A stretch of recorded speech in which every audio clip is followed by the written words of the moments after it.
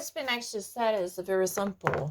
If you ever actually purchase a certain product from Apple, the Apple Store would immediately be the only source of information. You can only obtain a certain icons or even purchase applications through their connection.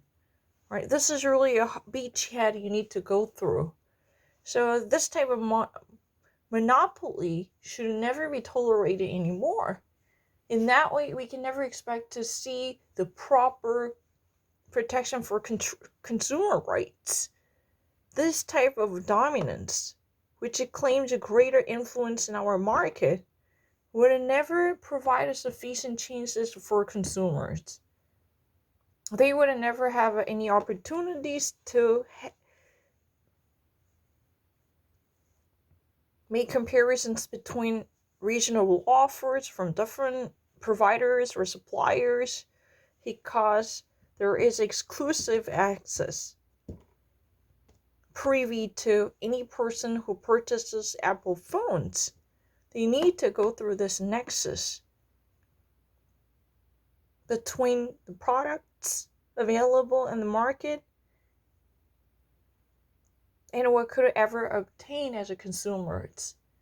So this chain should be broken. Otherwise, we can never actually think of breaking down the so-called conglomerate corporations. These corporate entities are getting bigger than ever before, and their market dominance gets greater. Just like the horizontal expansion we've already experienced by Rockefeller, or even the vertical expansion by Carnegie Mellon. That's exactly the same repetition. There should be strengthened the 21st century's anti-Sherman law to antitrust Sherman law, which should definitely overview the transparency in market. That's very important. Otherwise, we can never actually secure neutrality as well as net neutrality also. I'm just actually talking about the impartiality in the market general, the equity, but also the net neutrality. Anyone who pays a greater amount of money, then they could secure unlimited traffic on the internet. And that should never be tolerated.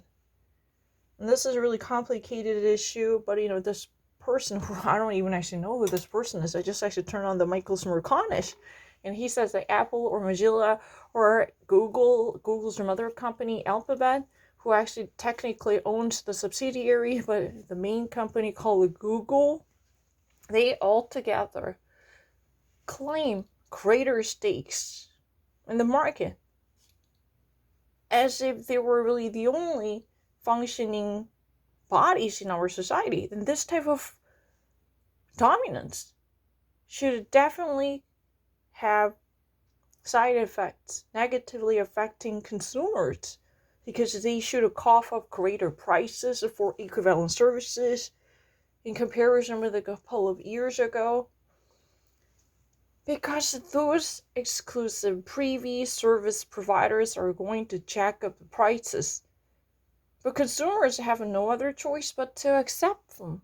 Whatever price tags that they would have put on their services, average Joes and Janes should always take up that with no complaining, because there is no one to turn to, and the Consumer Protection Agency would not function really well in the face of a strengthened legislation that would legalize much active overhaul and oversight in the market. That's a very important. I just can hear that. I don't mind.